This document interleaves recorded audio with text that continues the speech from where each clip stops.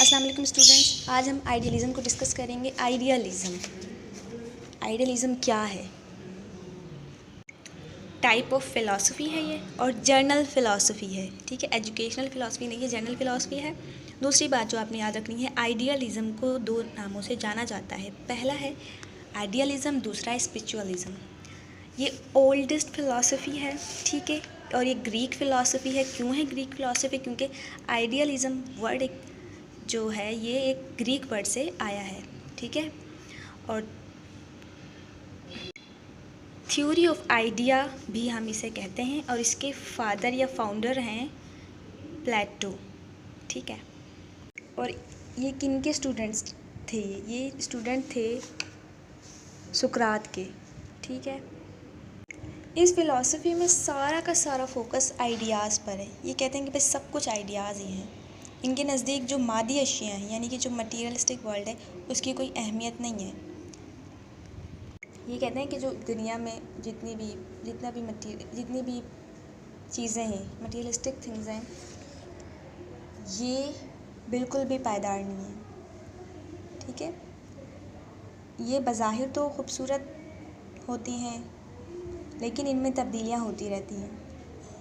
और ये कहते हैं कि रूहानी दुनिया पायदार है, यानी हमेशा रहने वाली है।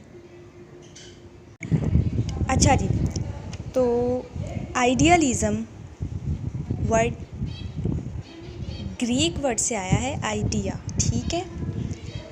और इसी वजह से इसे ग्रीक फ़िलासफ़ी कहा जाता है। इसके फाउंडर थे प्लेटो, जिनकी एक बुक भी थी जो इन्होंने लिखी थी, उसका नाम था रिपब्लिक। ये भी आप याद रखिएगा। और ये स्टूडेंट थे सुकरात के। यहाँ देखें एक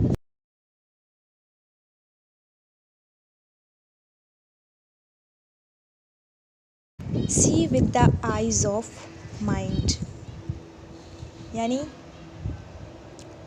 दिमाग की आँखों से देखो, ठीक है। अब आइडियलिज़म क्या है? Idealism is a very philosophical thought. ये एक फ़िलासफ़िकल थाट है।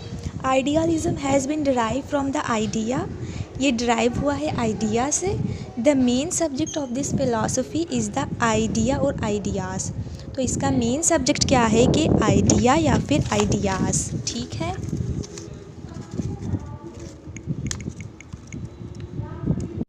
The reality of everything live in ideas and mind and not in material thing। ये कहते हैं कि सब कुछ जो है ना वो आइडियाज़ ही है, ठीक है, ना कि मटीरियलिस्टिक थिंग्स हैं, ठीक है। यानी इन्होंने चीज़ों को, मादी चीज़ों को, ऑब्जेक्ट को कोई अहमियत नहीं दी।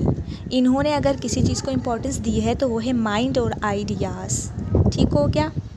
आइडियलिज़म के नाम से ही ज़ाहिर हो रहा आइडिया, ठीक है। आइडिया आ जाए, माइंड आ जाए, थॉट आ जाए, कोई भी इस तरह का वर्ड आ जाए तो आप के माइंड में फ़ौरन ये बात आनी चाहिए कि ये सारी चीज़ें किस चीज़ से लिंक करती हैं, आपके माइंड से, आपके आइडियाज़ से, ठीक है।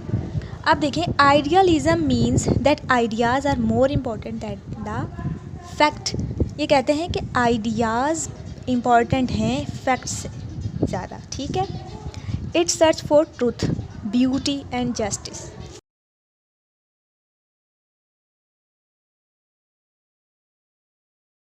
अब देखते हैं इसके principles.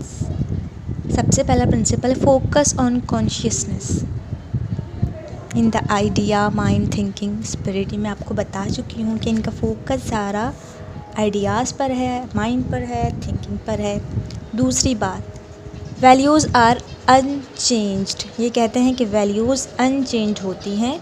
Material world is changing, जबकि जो मटीरियल वर्ल्ड है वो चेंज होती रहती है। मैंने आपको स्टार्टिंग में ये बात बता दी थी।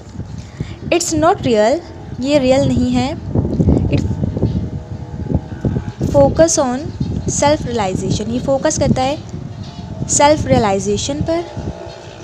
नेक्स्ट है God is all source of knowledge, यानी कि गॉड ही सोर्स ऑफ नॉलेज है।